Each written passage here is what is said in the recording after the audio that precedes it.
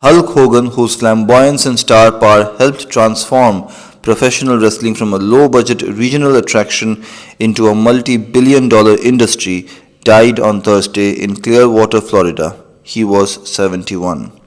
Police and fire department personnel in Clearwater were called to Hogan's home on Clearwater Beach, where Hogan was treated for cardiac arrest, the police said in a news alert post on Facebook. He was taken to a nearby hospital where he was pronounced dead, they said. Hogan was the face of pro wrestling for decades, with his blonde hair and horseshoe mustache, colorful bandanas, and massive biceps, which he referred to as 24-inch pythons. Even after his wrestling days were over, he remained in the spotlight, most recently when he spoke last year at the Republican National Convention in Milwaukee, tearing off his shirt to reveal a Trump-Vance shirt underneath. He was earlier involved in a high-profile lawsuit in 2012, which was bankrolled by the billionaire Peter Thiel against Gawker. Hogan won the case on invasion of privacy grounds, reaping millions in damages. Hogan's routine before a wrestling match was guaranteed to send fans into a frenzy. He would cup his hand to his ear to encourage the roaring crowd and tear off his shirt, which was pre-ripped to ease the process. Fans loved him as much for his charm and physique as for his old-fashioned grappling ability. Hogan was born Terry Bollea on 11th August 1953 in Augusta, Georgia. His father Peter was a construction foreman. His mother Ruth Bollea was a dance teacher. He attended the University of South Florida but dropped out, choosing the wrestling mat over the classroom. He started wrestling in 1977. Like many in the sport, he was a big man, weighing 300 pounds, that's almost 150 kilograms, in his prime. He was also exceptionally tall, 6 foot 8 inches, helping to further a trend toward very big men in wrestling. He adopted the name Hulk because of comparisons to the muscular comic book character on the CBS television program The Incredible Hulk.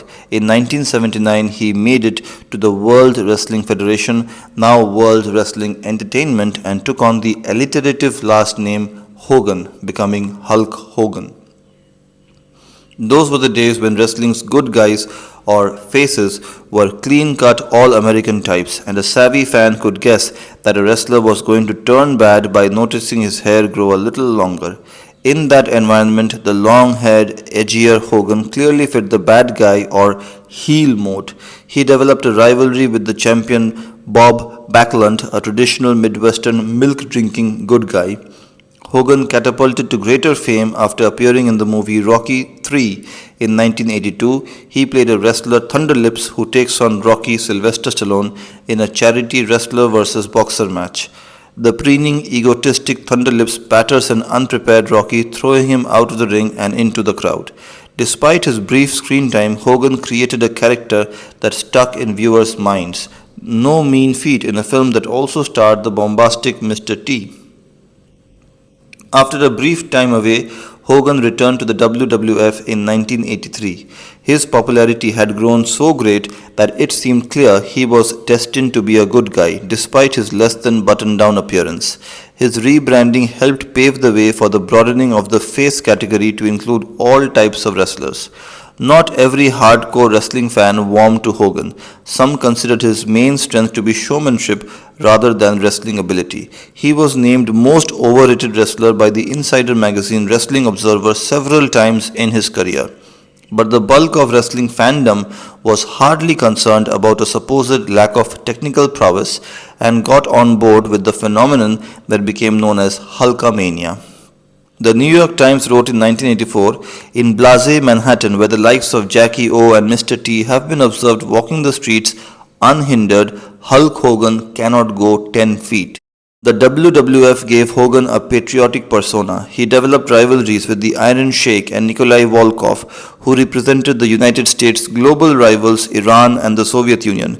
Never mind that Volkov was actually Croatian. Hogan started arriving at matches accompanied by the song Real American by Rick Derringer and began urging fans to take their vitamins. Despite that exhortation, he admitted in 1994 that his physique was partly the result of taking steroids. Hogan held the WWF's title belt many times over the years, including a 4-year stretch in the mid-1980s, an epic period of dominance in an ever-changing sport. He regularly filled arenas around the country, and big events at which he was the headliner, like WrestleMania, could easily fill stadiums. The thousands in the stands eagerly awaited a Hogan victory, which often involved hulking up. A seemingly defeated Hogan would turn things around by absorbing the blows of his opponent, each one somehow making him stronger. Hogan's finishing move was often the leg drop, in which he would bounce off the rope, leap in the air, and land leg first on a prone opponent. Few foes lasted long after that move. Wrestling stardom is never just about in-ring performance, and Hogan excelled in another key area, on-camera interviews. He would appear to be in a passionate frenzy, but remained controlled beneath the surface, delivering the storyline of the day. A trademark was calling the audience brother in a gravelly voice. After winning the title in 1984, Hogan told the interviewer Gene Okerlund, "It is the dream of a lifetime, Daddy. This is like going to the mountaintop 1,000 times over. I feel the energy. Hulkamania is running worldwide." Shortly afterward, he was doused in champagne by Andre the Giant, but their friendship would not last forever. In 1987, in perhaps Hogan's most memorable match, at the height of Hulkamania, he was matched up against Andre at WrestleMania 3 at the Silver Dome in Michigan. Andre, a longtime fan favorite, had recently turned heel. Andre was said not to have lost in the ring for 15 years, but Hogan defeated him. The result of the match, like all pro wrestling bouts, was predetermined, but that did not diminish the impact of the bout's biggest moment. Hogan body slammed the 500-pound Andre. Hogan had hit peak stardom and crossed over into starring in movies. He played a wrestler in No Holds Barred in 1989 and an ex-wrestler turned caregiver in Mr. Nanny in 1993. He also starred as a mercenary in the television series Thunder in Paradise. Once his film and television career began to fade, Hogan moved to World Championship Wrestling in 1994 and developed a whole new set of rivalries, including one with Ric Flair, the dominant wrestler for years in that organization. Wrestling mostly as a heel, Hogan formed a group of wrestlers called the New World Order and called himself Hollywood Hogan.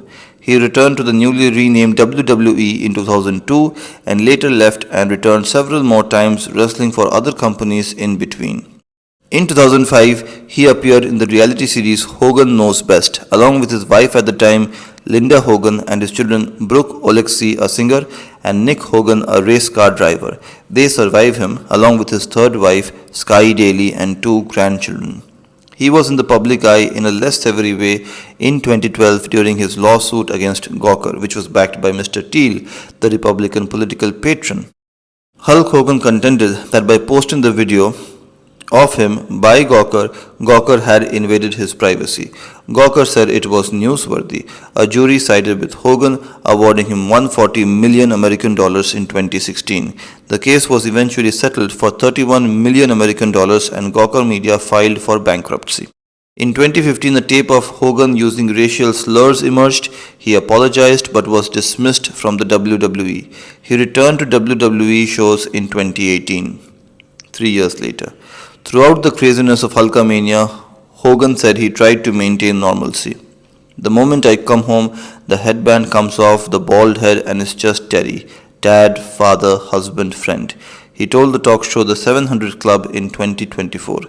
"The problem is the moment I leave the house, the moment I walk out the front door, the world doesn't want Terry. The mailman goes, 'Hey Hulk,' so instead of saying 'Good morning sir,' I say, 'Hey brother, how you doing?'